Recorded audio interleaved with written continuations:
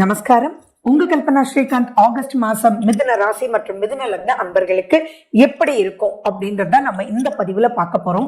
First and foremost மிதுன ராசி அன்பர்களே, சம்திங் எக்ஸ்ட்ராடினரி சூப்பரா உங்களுக்கு காத்துட்டு இருக்கு.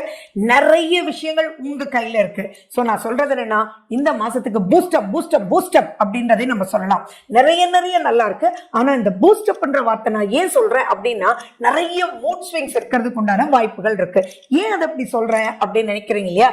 வை அப்படின்னா, புதனுடைய வீடு மிதுனம். அந்த மிதுனத்துல குருவும் சுக்கிரனும் போய் 2 பேரும் உங்க மேலேயே உட்கார்ந்துட்டு இருக்காங்க.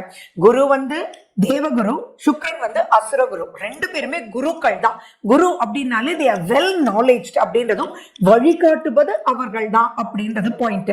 ஆனா இங்க குருவும் சுக்கிரனும் உங்க மேலேயே உட்கார்ந்துகிட்டு 2 ஆப்போசிட் டைரக்ஷன்ல வழி ஒரு பிரச்சனையை சால்வ் பண்றதுக்கு காமிப்பாங்க.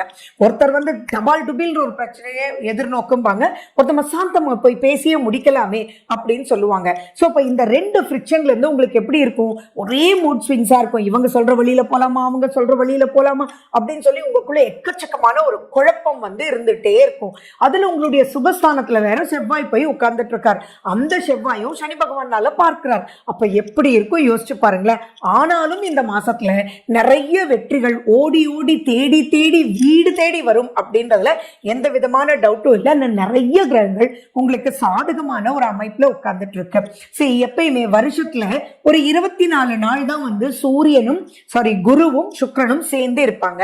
அதெல்லாம் ஓகே தான். ஆனா மிதுனத்துல சேர்ந்து இருக்கிறது மிகப்பெரிய அஷ்டலட்சுமி கடாட்சம், கஜலட்சுமி யோகம் அப்படின்னு சொல்றத அனுபவிக்க கூடியவங்க தான் நீங்க. தட் இஸ் மிதுன ராசி அன்பர்கள். அப்ப ஃபர்ஸ்ட் நீங்க என்ன பண்ணணும்? இவ்வளவு நல்ல யோகங்கள் இருக்கு. அண்ட் 20ஆம் தேதி வரைக்கும் தான் உங்களுக்கு சுக்கிரன் அங்க இருக்கு.